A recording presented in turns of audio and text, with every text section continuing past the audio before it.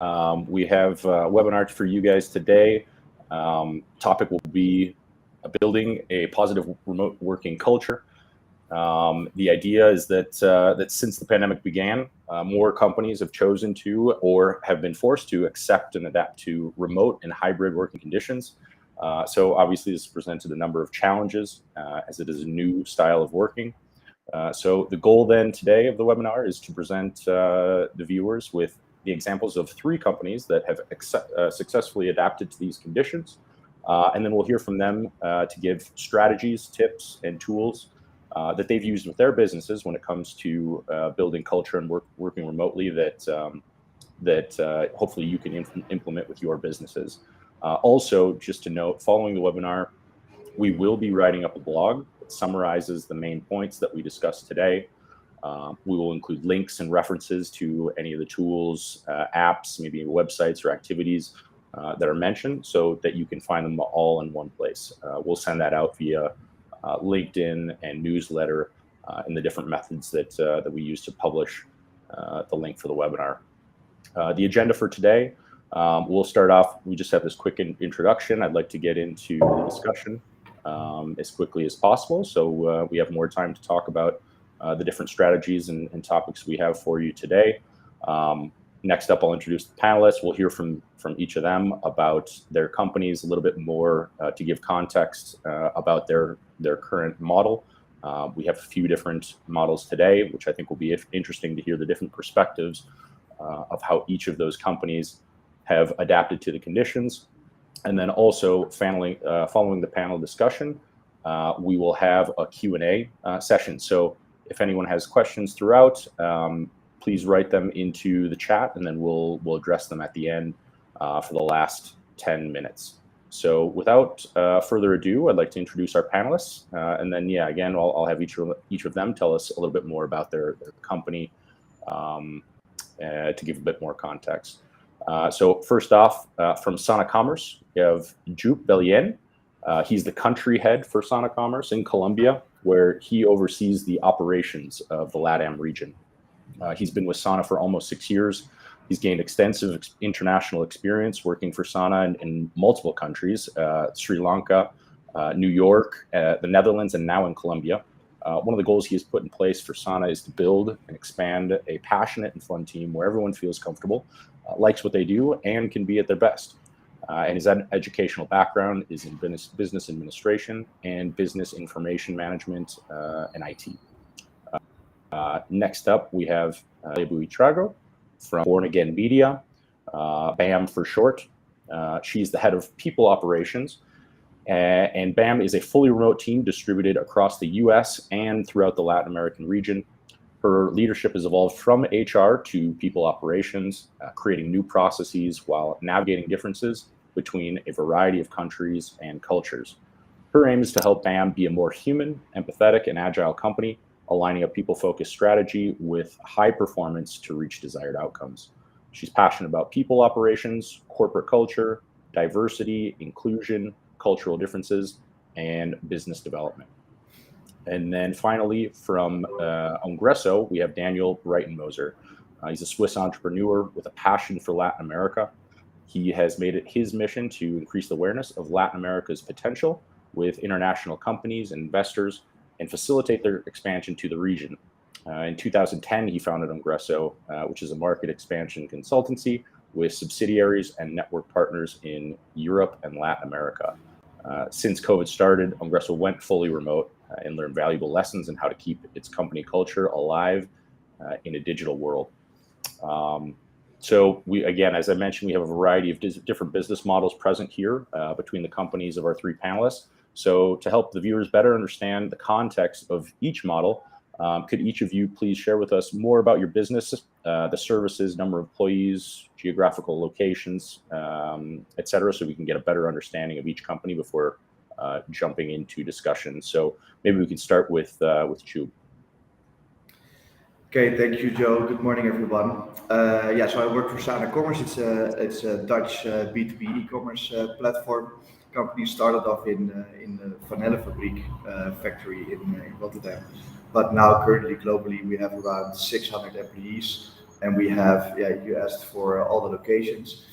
We have Perth in Australia. We have Dubai. We have an office in Sri Lanka, Germany, the Netherlands, England, Manchester in England, New York, here in Medellin, and we're also looking to. We just started also in the Philippines, by the way. So that's a bit about all the locations. As for number of people, I said around 600 around the world. I think in the Americas, both North America and South America, we are now around 80, of which more than 45 are in Colombia and the overall Latin region. Excellent, thank you. And then also, as far as the working style goes, we've seen remote versus hybrid. Can you just mention a little bit about what the current setup is in Medellin? Yeah, definitely. So we have a hybrid working model. So the sun comes in. I see here suddenly. We have a hybrid model, so we expect everyone to come into the office 2 days a week, of which one is like a team day, so your team meetings, really the days that you work together, that day is fixed. 1 day of the week and the other day you can choose yourself, and the rest of the 3 days you can work from home. If you want to come in more often, then you can. That also happens.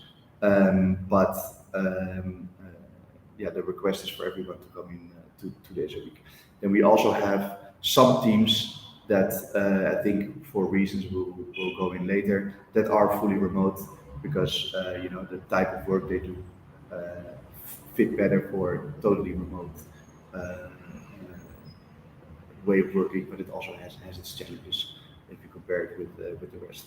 But that's how that's how our model is. Certainly. Thanks a lot, you. Global operation with a hybrid model. Next up, Natalia. Sure. Hi, everyone. My name is Natalia. I'm the head of people at Brighton Media.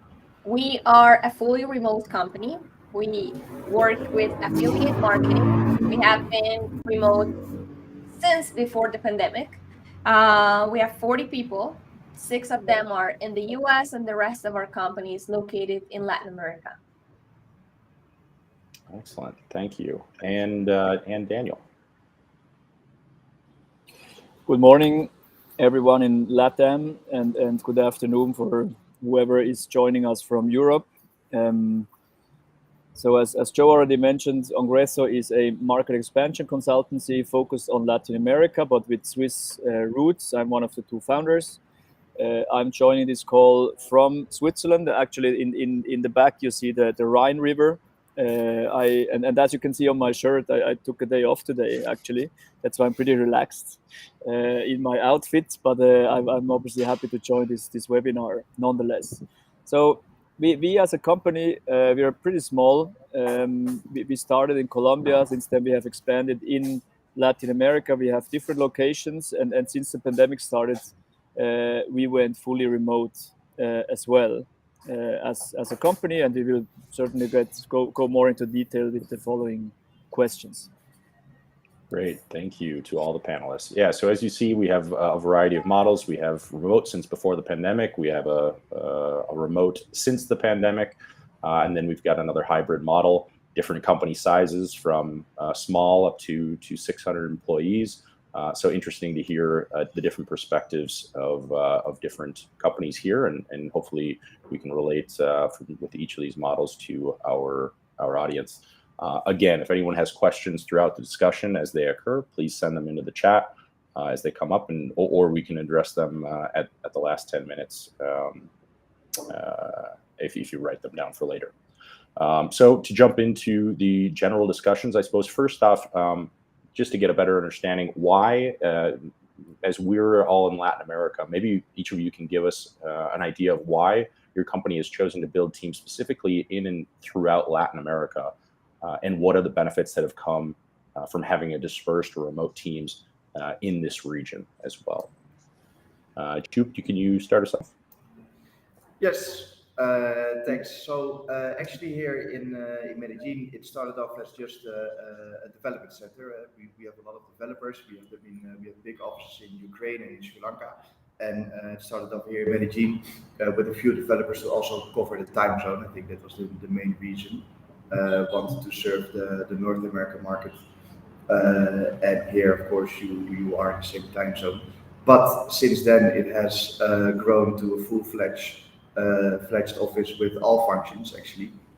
And also really more and more functions that we're doing from here for the North American region. So currently we have HR, finance, and recruitment that we're doing from here, also for the North American market. But we also have all the delivery roles, so not only developers anymore, but from support to project specialists to project managers, and of course grew the development teams.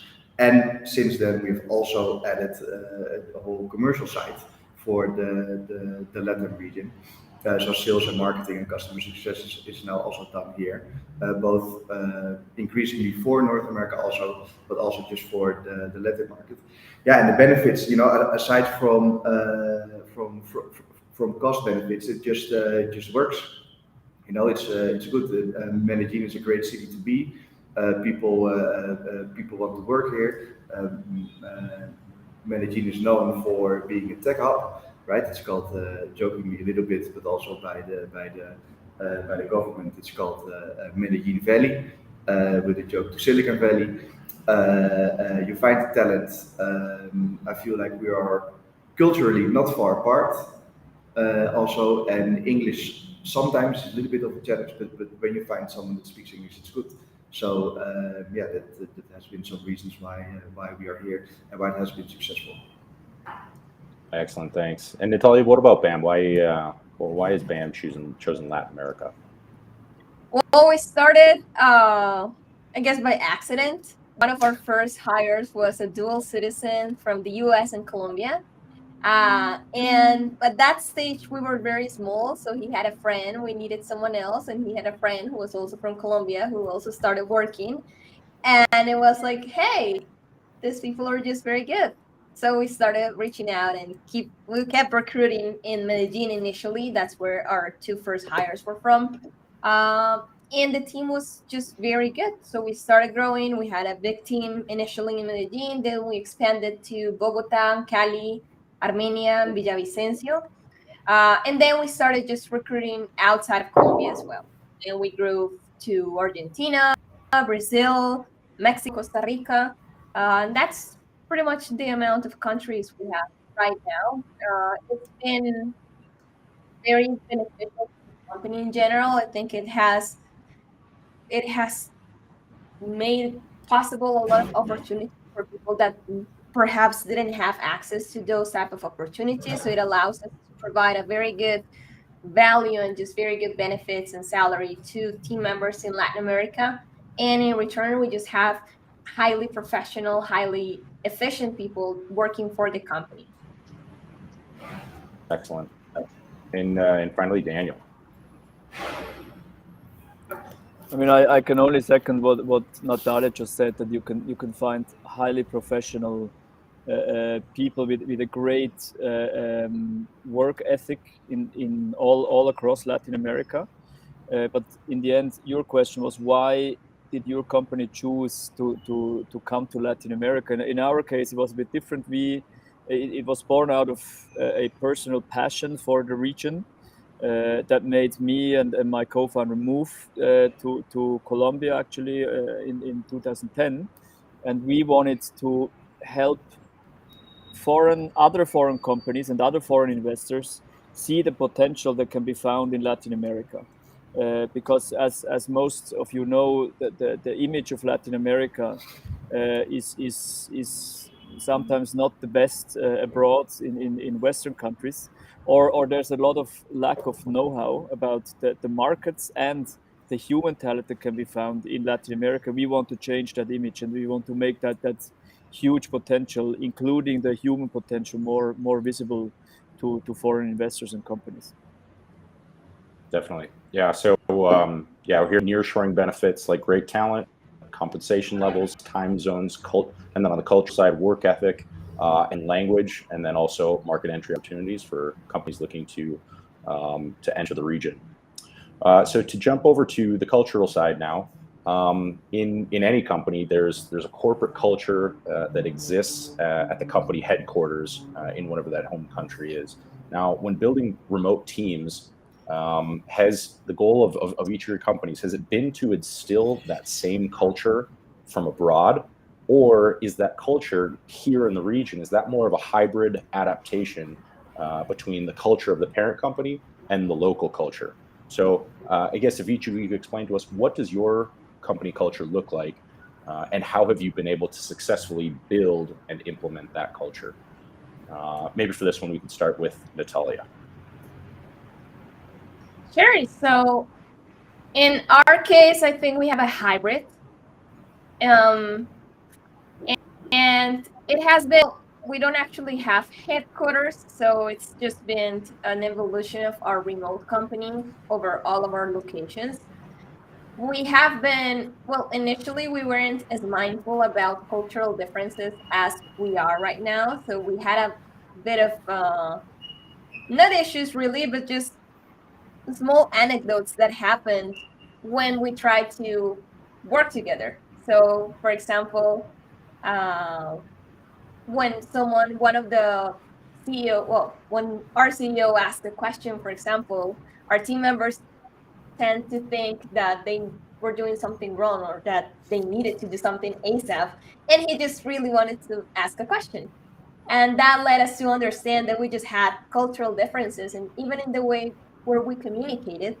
And so starting from 2020, we became a lot more mindful around cultural differences. We even created a webinar and training around cultural awareness company-wide, so we could ground and just bring that middle point into everywhere and understand as a company how we were communicating, what was our, I guess, our cultural awareness on everything, and where did we decide to stand and work in the middle. So just understanding what made a good communicator, because good communication can just be very different from someone from the US or Europe and someone in Latin America. So just making sure that we understood where the middle was and we had common ground, so everyone was working towards the same thing. So that in terms of cultural differences. And then in terms of organizational culture, I think that that's something that has evolved a lot as well since we started. And our main focus has definitely been making sure that we are an amazing place to work and people feel engaged and feel psychologically safe to work in the company. And just that paired with constant engagement and constant evolution, because you really cannot control company culture. It just keeps evolving and growing. Definitely. Yeah, and as you mentioned, different cultures communicate differently. What could be good communication for one could be different from another. So just to revisit that really quickly before we move on, does BAM have any, how did you guys all get on the same page as far as what that means? Was those weekly team meetings? Was there a culture session that was kind of an all hands on deck? Or how did you come to understand what that meant? Yeah, there was a culture section. We had one during the pandemic. We had one with the executive leadership team. We had one company-wide. We had a virtual one. And then last year, when we did our annual retreat, we had another culture session where we actually explained cultural differences. We based our webinar and all of our, I guess, our cultural training in Erin Mayer's book, which is called The Culture Map. And it has 8 dimensions, which, show all the difference between, each of the dimensions in terms of communication, hierarchy, how people view time, how they view different structures, how they reach concepts. And through all of those, we went one by one, explaining the concept, explaining where they were. And this is a pretty cool topic because everyone usually has a fun anecdote related to it. So it was fun because we could share a ton of anecdotes company-wide that happened to us on each of the dimensions and just allow us to reach a consensus into what that is. Awesome, thank you. Daniel, what about Ingresso? You asked if each company adheres more to a corporate culture that was born in headquarters and then kind of copy pastes to its remote or subsidiaries or remote locations, or if it has changed with going remote, right? And I mean, as I said before, we are a European company born in South America. So from the start, it was a mix of different cultures. And the culture map, the book that Natalia just mentioned, I think that's kind of the Bible of working in intercultural contexts. And I have also enjoyed reading it a lot, and we have discussed it in our team as well.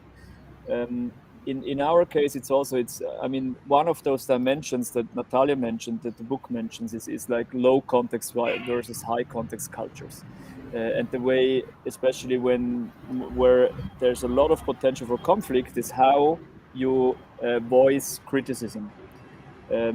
So like in the US, in Europe, we criticize each other pretty directly and openly, whereas in Latin America, for example, or in Asia, in more high context cultures, criticism is being packaged in nicer words, so to speak. And so that's one place that I think you need to be very aware of the differences. And we have also discussed those topics in team meetings multiple times.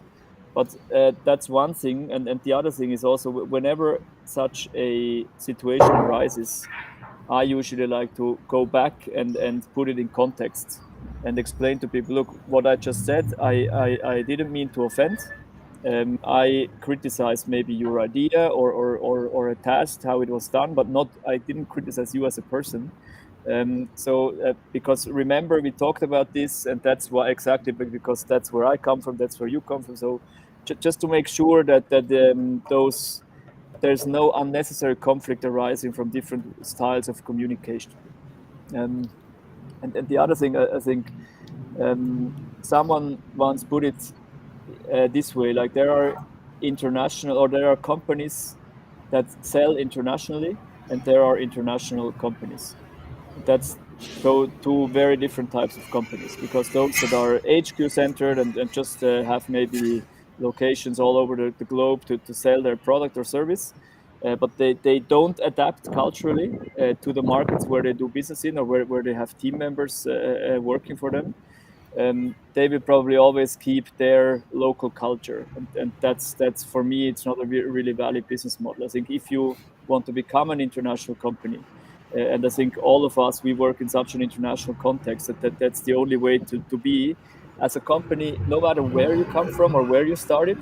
You have to adapt each culture where you are present, and make it kind of become part of yourself. And the end result is kind of a mix of different cultures and styles, and I think that's exactly what Natalia was referring to as well, to find this middle ground between the different starting points where people start from culturally, and meet somewhere in the middle, so that everyone feels comfortable working at that company. That's, I think, what we are also trying to do as much as possible. Awesome, thanks, Daniel. And then Juke, what does your company culture look like at Sauna? And again, how have you been able to successfully build and implement that? Yeah. To go to the second question first, definitely the culture map. It has been my Bible as well. Unbelievable. It gives you so much tools to talk about. If anyone wants like a practical tip, you can work with different cultures, and you can make work agreements, and you can push on numbers, and you can improve processes, etc., etc., etc. But if you don't understand each other properly, then all that is secondary. So really, the book of the culture map of Aaron Meyer, educating that to everyone, and all having sort of like a baseline and the tools and the words to explain, what is actually happening here, what is going wrong. That has been of great help. So to solve that, yeah. Actually, when I first started living abroad, I didn't know that the Dutch actually also had kind of a peculiar or particular and strong culture. I thought it was normal, because like Aaron Meyer explained, I always swam in my own water. I didn't know what was different, right? And then learning about those differences and educating those, that really helped. So we really, you know, anchored it in the onboarding. We created e-learnings about it. Once in a while we have refreshers on it. We also, in every office, we have little libraries. We have a bunch of the books. They are free for everyone to take, to read. And it's also very well received by everyone. So I think that to, you know, to work in different cultures, this theory that she made, that was really helpful. As for our model, if we are like a hybrid or Dutch, definitely not a purely Dutch or American or something here in Medellin. It's definitely a hybrid model. I think parts from the Dutch culture that, you know, flew over to this side of the ocean is really, you know, rolling up your sleeves and doing the work. The directness and the no nonsense, so really like the known layers in communication, right? The intention is not somewhere different behind what the words mean you're saying. And I think also what makes us different from other companies here is that we have a low hierarchy. So really, you know, I also hear it in interviews during recruitment, stories about, you know, how people are treated or how that works. Yeah, that's like your level of self-organization you need to have, the openness you have, the disagreeing with your manager, for example. That's really something I think that flew over from the Dutch side to also the other offices, including here. But then on the other side, you know, a little bit of the Colombian passion that we have here, we don't have in the Netherlands, you know, where emotions are originally more flat. You see that here.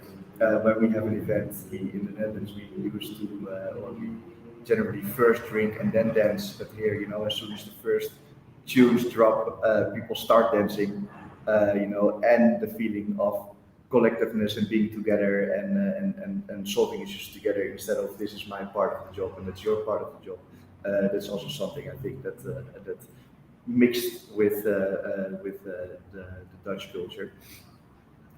So definitely hybrid. Yeah.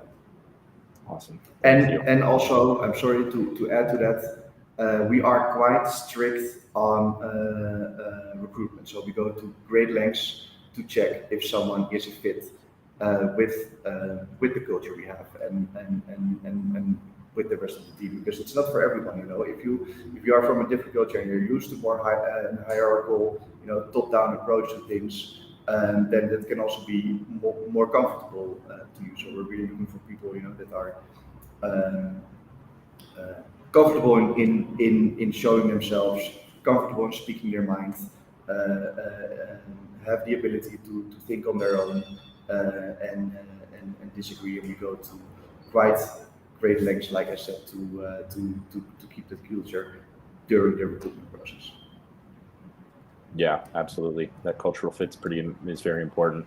And I like how you all mentioned the culture map. Aaron Meyer is from my home state of Minnesota. I love the book as well. So we'll definitely include that in the notes from the blog. Next question is how has the pandemic influenced the way that you do business? And I suppose for you, Natalia, BAM was fully remote before the pandemic, so maybe not as much, but have you seen any differences since before and after? Well, we are fully remote, but we were used to meeting every year, company-wide, and then we also had smaller meetups in Medellin and the cities where we had most people. So in that case, the pandemic actually influenced the fact that we had to go completely remote. And that meant just sort of reinventing a little engagement and activities because we couldn't count on those in-person activities anymore. How we do business didn't change. The majority of things didn't change. We have perks, benefits, and all that aim already towards a remote setting, a remote culture, but we did have to get a bit more creative of engagement and activities. So we do monthly all team meetings and then we do a retreat. In the case of our retreat, we had to do a virtual retreat for the first time ever. So that meant shipping swag to everyone, which was a little difficult because it was at the end of the year. We had to do, we do a BAMIS ceremony as well at the end of every year. So make sure that we had that ceremony virtually, creating these activities. We had escape rooms and many other things that allow us to interact with each other outside of work, but all of that done in a virtual setting. Just making sure that we were keeping the right amount of things because, the Zoom burnout during the pandemic, it didn't really change for us, but it changed for the people that our team members lived with. And that meant that they were sort of overexposing themselves as well into virtual settings. So we just tried to keep it at a minimum, but so we didn't lose that touch, that engagement touch that is so important to us. And Daniel, I suppose Ungresso had quite a big switch. How's the pandemic affected the way Ungresso's done business? Yeah, we went fully remote, basically very quickly from almost from overnight, due to the pandemic, and then like a few weeks or months into the pandemic, the question was, well, do we, once the pandemic is over, once it's possible again, do we want to go back to our office or not? And we had a vote among all the team members, and the vote was unanimous in favor of staying remote, which I respected, and I understood why, because even though it became possible again to travel and go to the office, for many people it's still first quite a hassle with the traffic situation in the cities, and like getting into packed public transport is not ideal for many people if the pandemic still lingers somewhere. So that basically made us become fully remote, and since then we have embraced it as our corporate culture. And it's been actually a pretty surprisingly smooth switch, but nonetheless it obviously comes with certain challenges that you need to address, and that's this human interaction that obviously is much more extensive if you work from the same place. So what we have been trying to do is, first of all, yes, obviously also try to have get-togethers in those places where we have most of our employees, which is mostly Medellin, Bogota, but also have like company reunions, physical ones, once or twice a year, one towards the end of the year and then one around the mid of the year. We really try to get everyone together and spend time as a team. And the other thing, we just, we're still experimenting as well. And then just recently we started to do kind of a virtual coffee break, where you are like each team member is being paired with a random other team member, and they just schedule a half-hour call anytime during that week, so that maybe sometimes people across departments that don't have a lot to do in the day-to-day business, that at least they have a call and talk about personal stuff and get to know each other a bit better. And I think that those little team building activities, one-on-one within departments across the whole company, are even more important once you go remote. But to be honest, it's been working really well for us. And the other thing that we have seen, whereas before we were kind of limiting ourselves in regards to our office locations as well as where we would hire to the main cities in those countries where we are present, Peru, Mexico, Colombia. Since we went remote, this has resulted in two things. First, it has obviously expanded the talent pool that we can hire from almost without limits. So we have team members now in very different locations where before we would have never looked to hire. Now this is an absolutely valid option. And the other part is that some of our team members, when the pandemic started, they decided to relocate out of the big cities to more like countryside locations, and that increases their quality of life depending on the person. They can live more in nature and less in less populated areas, and that also wouldn't have been possible before, and opens up a lot of new interesting options for each employee. Excellent. And Joe, what about Sauna? How have things changed since before and after the pandemic?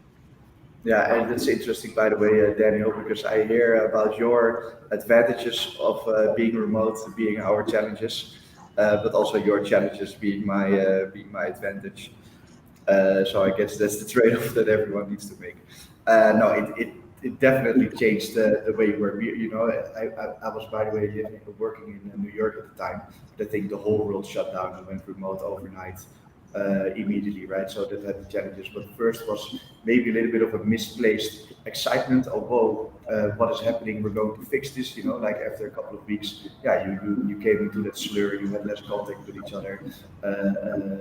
Some people didn't shower anymore and the camera stayed off. You know, that really had its challenges.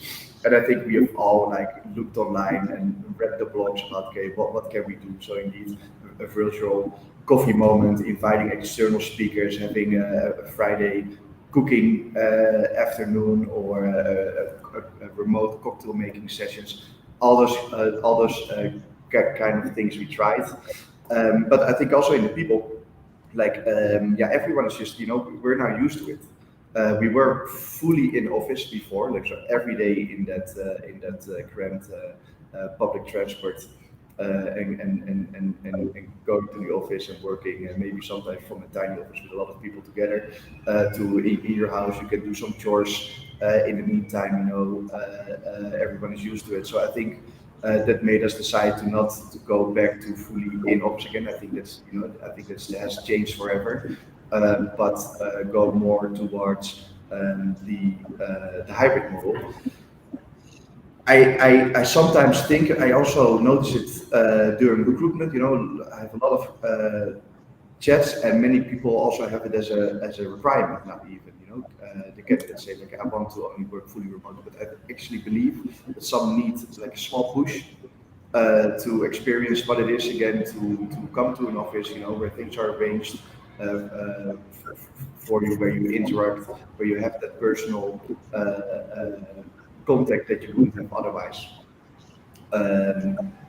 Because, you know, like all issues and challenges and misunderstandings, they become easier to solve when you just know each other better on a personal level, and you can have like the coffee virtual coffee sessions where you talk about more personal stuff, but the unplanned coffee machine chats, or the way someone looks when they come into the office, or the things you talk about during lunch, or maybe the stupid things you say during after a few too many drinks, that also sometimes happen. We are young, we're a young bunch here. You know, that I think it's very hard to replicate in online way. If you know someone better personally, you know, you're not questioning someone's intentions. You understand better the layers in the communication, if they are there, because, you know, there are also less layers in the communication, because you know each other better. You notice it already, you know. We also do like the on-site weeks twice a year, also per team, but also with the full company. For example, our fully remote team, once a quarter they are here for a full week. If someone needs to be onboarded, these are some practical things we do, by the way. When someone gets onboarded, we make sure, and they are remote, we make sure they are in office and they get training. 2 months ago, we flew a senior from New York to here to onboard our a new project specialist, and you just notice that, rolling over your chair to someone else's desk, that has like a lot of more impact. Works way more better than I try to do it. Sometimes I just I think, oh, I haven't seen this person in a while. I just call the person unplanned, non-scheduled. I see their team's availability is green, so I just call and check in. But it's different than than walking around the the office. So next to trips, in-office weeks, global events with the whole team, the whole commercial team came together in Rotterdam a few weeks ago to combine the remote teams and the in-office teams. Here we have a Friday morning office shout out with all hands with the full company in both Colombia and Latam, because we also have some people in Mexico, sharing your shout out to someone else and your highlight of the week.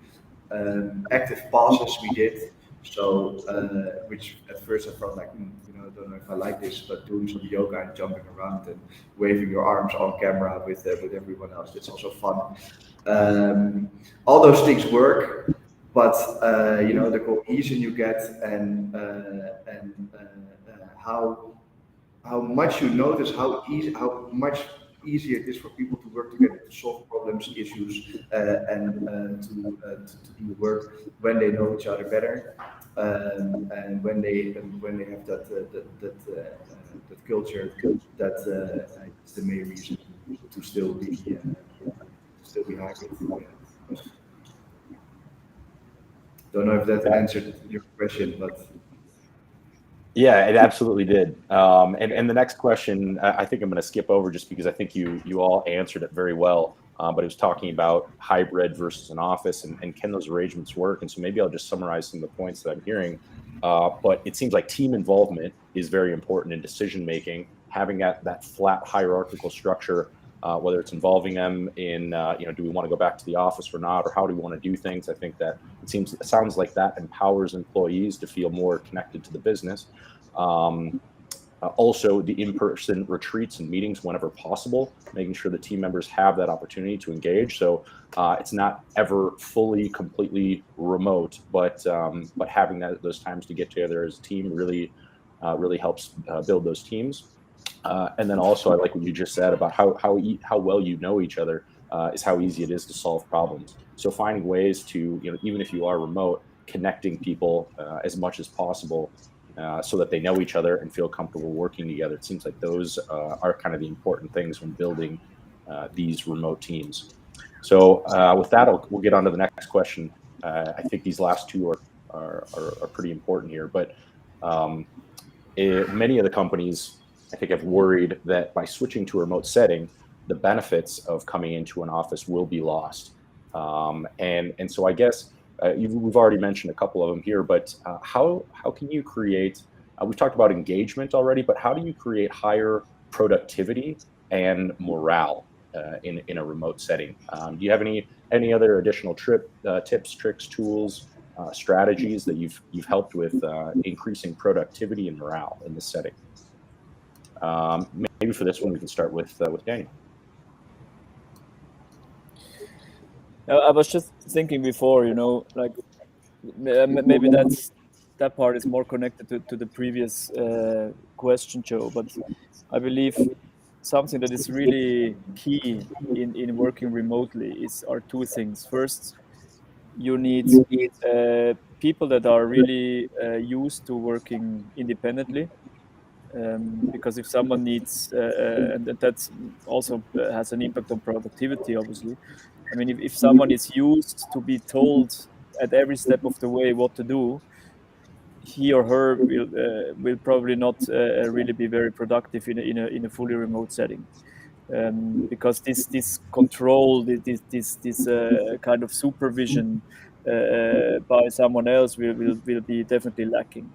And the other thing that I think is extremely, extremely important is the empathy of the leaders. We all know that the pandemic and working from home days or constantly every week can affect kind of the mental health of people. We all have gone through a pandemic in different ways. For some people, it was more stressful than for others.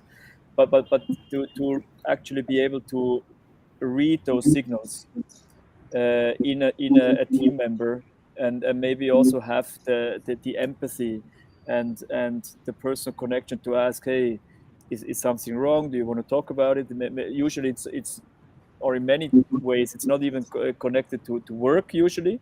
It's maybe more connected to your private life, that they can affect your productivity or your engagement, your morale. And the best way to counteract this is having leaders that are aware of things that can happen to us, that can affect our work productivity, our output, and actually have the human touch in order to get to people and have them open up and then try to find a solution together with them.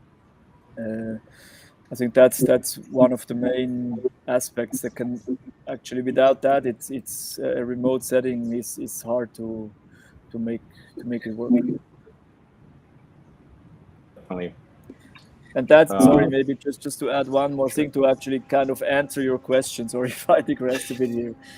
But in the end, like what kind of tools? I think it's just like over communicate. Better have one more call with your team member that one less. Better have one call that you think it's not really necessary. We already talked about. Better pick up the phone again and try to really make people feel that they are being cared for and they are part of a team. Definitely. And Jupe, what about at Sauna? What tips, tricks, tools, strategies have you been using for productivity and morale? Yeah. So yeah, we have a hybrid setting, not so much fully remote. So I'm actually interested what Natalia has to say, and then I go after. That's okay. Sure. So I think that everything is possible in a remote or on-site setting. You just need to be very specific about what you do and what you build. In terms of what Daniel was mentioning earlier, I think it is important to set very clear expectations about how people work and how the company works. And this applies again to everything. So if this is a company where people are left, like as Daniel mentioned, we like them to be very independent. That has to be very clear from the very beginning. And that starts with the hiring process. And that will allow you to hire the right people that will be a good culture add into your company. The second one, I think, is just being very conscious and very mindful about creating strategies to generate human connection. And this applies again to remote or on-site settings. It's not just to have a space to meet, just to meet. Why are we meeting? What's the purpose behind the meeting? What are we trying to achieve with this meeting that we have right now? Whether it is being in an office, having a retreat, having a meetup, what are the things that we're trying to achieve, just to make sure that we do everything with a purpose and we build strategies with purpose that allow us to have the desired outcomes that we want. Then also something that Daniel mentioned is having enough time to check in and connect. This first with managers and team members, and just creating that space with one-on-ones. In terms of remote settings, we have a tool that is called 15-5 that allows you to send a check-in, a weekly check-in to your manager. And this helps a lot with bigger organizations. And it allows you to have this async touch point with team members and team leaders, and allows you to follow up on specific items later on to make sure that hopefully nothing goes by you. And if anything does, you're able to touch on that later on. Also have spaces to celebrate both small wins and big wins, personal wins, professional wins, just to also generate that human connection. And just overall have places for team members to connect. And this can be a Slack channel for Netflix, or, video chats. We have, for example, Pet Picture Friday. And every Friday we just share a bunch of pictures of pets because we all love pets in the company. We have a food channel where, everyone tries a new recipe and they send a picture of the new recipe. And if it's very good, during the pandemic, we have one of our team members. She's awesome at cooking, and she used to build these videos were like cooking videos, and she shared the recipe, and everyone learned from that. So I think having a remote setting does not deprive you of anything. It just makes you be a lot more conscious and a lot more mindful about building the strategies and just making sure that you are reaching the outcomes that you want with those strategies. Excellent. Okay, so I just checked in with our moderator. It looks like we don't have any questions yet. I want to give everybody a chance to ask questions if they're there. So if there are any questions, send them on in, and we'll get to those now. And then if not, go ahead, Joe. If there's time, I could actually do answer the question after hearing. Yeah, sorry. Please do. No worries. Yeah, I think, like for just morale and engagement, I think, we have a big advantage and benefit of coming into the office once in a while. Office lunches, once a month we also provide breakfast. Every Thursday we have some drinks, and sometimes we even make some cocktails and we listen to some music. We hung up a big bell in the middle of the office, so when a sale is made, like a salesperson, or when a good lead is landed, the bell is rung, and something is told about that sale and how that landed. So those are things that I think really boost morale and engagement. And those things are possible when you are actually physically together.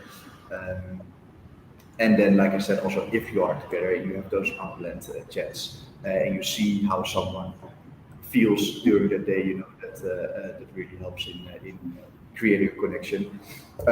As for productivity, yeah, we are a global company, so we also collaborate globally a lot, and we have some quite structured methodologies in place to achieve that. We follow quite closely the Rockefeller habits. It's a scaling up methodology, so we have very clear rhythms of, okay, what are our goals for the 3 years, how does it translate to 1 year, how does that translate to quarter, and even down to weekly and down to daily, so daily stand-ups with the whole team. It's the best, and it was very getting used to again to do those in person, because usually you would like together with your team every morning, share your priorities and your goal for the day, and then walk over to your desk. And now that's mostly online. But those things really are in place, that there are enough touch points with each other, that the focus is for everyone into the right and into the same direction, and people are working on the right things, but also for them an opportunity to share, like, hey, this is my hurdle, or I'm stuck here, I need some help, I'm not getting further. So I think if you want like a practical tip also, and your company is in the phase, like in the scale-up phase, then the Rockefeller habits. The scale-up methodology is also next to Eremmeyer a very good another Bible to read and to live by. It's also practical, and it helps a lot to stay productive. Also, it looks very well in Excellent. Thanks a lot. So looks like we have just 5 minutes here. So maybe we'll close with one final discussion question before concluding the webinar. But the last one I have for you today is that identifying and onboarding talent is a challenge for any business, regardless of the model. So out of curiosity then, how do each of you hire and train staff remotely? I know, Joop, you already mentioned that you have, sometimes you have once a quarter people come in for a week, and that can help as for hiring and onboarding and things like that. What other strategies have you used for hiring and training in a remote setting? And yeah, maybe Joop, you can build on what you've already mentioned. Yeah. So this is definitely one of the challenges we have, right? Because if you want people to come into the office twice a week, then the market to search for talent becomes smaller. So you need to put more efforts in finding those few pearls you want to have in your company in a smaller area. So for recruitment, that has been a challenge, but we try to be more visible, have closer connection to universities, make sure our pitch is right, and also using the fact that we are such a fun, open, and comfortable group. in your recruitment as an extra selling point to actually work with us. That's for recruitment. That's for onboarding. Yeah, it is. So much more is achieved when two people sit next to each other for a week, other than you plan your sessions throughout a period of time with planned topics, and you can send the other person a chat when you want some additional information. We also do that. Of course, we have some people here even being onboarded by our colleagues in Ukraine and trained, but then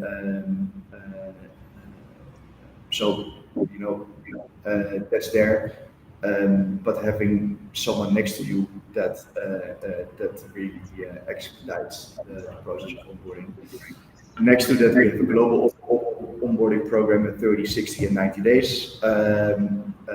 Everyone that onboards every month a new group of starters globally is in sessions is in collective sessions on general topics. So there are like sort of two flavors. One is the global onboarding, the general topics, the culture, our methodology. There's even a meet and greet with the CEO in Rotterdam in there, which is cool for everyone because you start and on your third day you are in a meeting with people from Dubai, Australia, which is hard time zone wise, but it works. And Colombia, and then you have the functional onboarding for the role specific, and that happens as much as possible training in person here in the office by sitting next to each other. Yeah. Great. And then Natalia, how has BAM done hiring and onboarding remotely this whole time? Well, since we hire through LATAM, that helps us to make our reach a lot wider and allows us to have just many channels and opportunities to develop our hiring strategies. So just not only local job boards, but also LinkedIn and many other channels, Facebook, social media, Craigslist, even at some point. And through that, we've been able to find very good talent to apply to our positions. Onboarding has also been something that has evolved with time.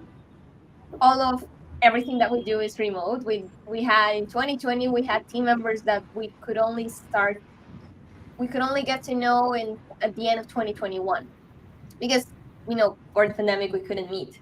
And onboarding is also something that is very specific to make sure that people understand that everything that we said through our hiring process not only was true but also is very important. Culture is a very important part of our hiring process. And with that, during the onboarding, the first 3 days of a new hires week is for them to be meeting only with people operations, so just with my team. And this is for them to get to review our handbook, get to hear the story of the company, get to see our policies, understand what we do, why we do it, ask any type of questions. We go over the story of the company, our values, our mission, our vision, our policies, our expense policies, all of those things. And that's only done with people ops. And only after that, they start their technical onboarding with their manager. And this is because, as I mentioned, culture is very important. And a lot of companies just mention many things about culture, but they don't dedicate enough time to it. And through time, we've learned that it's just very important to give that space, because that time you invest when they start is also time that you will be saved from in the future. So, less issues arise. So that has allowed us to actually have a very low turnover rate through our 6 years as a company, 7 years almost. And I think that that's also part of that. Not only the focus that we have during the hiring process, but also the dedication that we have through the onboarding process. Great. And then Daniel, anything to add before we close regarding hiring and onboarding? I'll make it short this time, maybe being aware of the time that we're already past the hour. I mean, it's a bit similar as Natalia said, since everything is online now. The hiring isn't such a big challenge for us. But then the question is, how do we onboard? And that's where the remote setup obviously becomes more of a challenge. But we in the recruiting process, we make sure that every candidate that makes it to the final round is being exposed to one-on-one calls with 3-4 different team members, as well as a final call with the whole team. Because for me, it's really important to not only like select the right person, but also make every candidate, like, show them as much as possible how it would feel to work with Ongresso. And that's only possible remotely if you expose them to as many different views that exist within our company as possible. And that helps selecting the right candidates. And the onboarding process is a bit similar to Natalia. We spent quite a lot of time talking to them about our story, our values, etc., to make sure that this is really ingrained in each candidate once they start. And the technical part can come later and it also takes longer. But at the beginning, it's really important that the person feels comfortable and well cared for, and also gets the whole package of the whole background of the company, and has that as a foundation to build on going forward. Great. Well, thank you very much to all of our panelists. Appreciate you taking the time to be here with us, sharing a little bit more about your companies and strategies. I know I learned a lot from all of you this morning. Hopefully our audience did as well. Again, we'll be typing up the summary of this, turning it into a blog, and I'll be adding links to books and notes and different things that were mentioned today. So again, thank you to all. Appreciate your presence, and enjoy the rest of your day. Take care, everybody. Thank you. Thanks, everyone. Have a nice day. Have a good day. Bye.